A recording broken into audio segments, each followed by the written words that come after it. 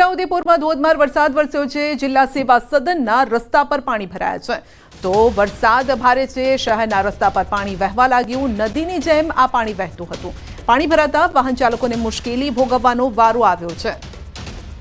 તો આગાહી મુજબ વરસાદ વરસી રહ્યો છે। આજે મધ્ય ગુજરાતના કેટલાક વિસ્તારો અને દક્ષિણ ગુજરાતમાં ભારે વરસાદની આગાહી કરવામાં આવી છે। તો ભારે વરસાદના કારણે શહેરમાં નદી વહેતી હોય તેવા દ્રશ્યો સર્જાયા। રસ્તા પર પાણી ભરાઈ ગયા હતા। તો પાણી ભરાતા વાહન ચાલકોને પણ થોડી મુશ્કેલી નડી હતી, પરંતુ લાંબા સમય બાદ સારો વરસાદ વરસ્યો છે, જેથી લોકો પણ ખુશ છે।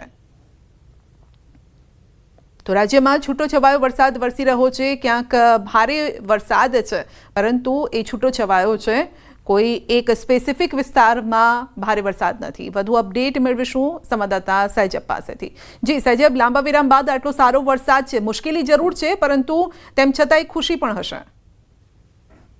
જે સંધ્યા, ખાસ કરીને છોટાઉદેપુર જિલ્લાની અંદર ઘણા સમયથી વરસાદ ન હતો, ત્યારે વહેલી સવારથી જ આજે ધોધમાર વરસાદ વરસી રહ્યો છે।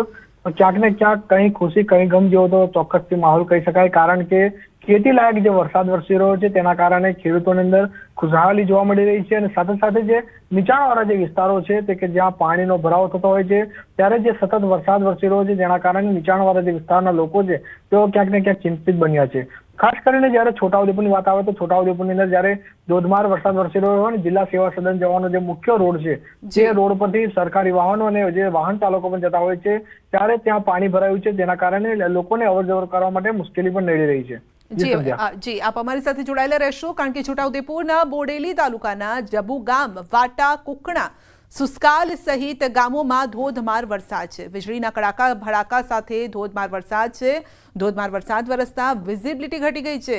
વાહન ચાલકોને પણ અત્યારે ધોળા દિવસે લાઇટ ચાલુ રાખવી પડી રહી છે। છોટાઉદેપુરના અનેક વિસ્તારોમાં વરસાદ સજબ।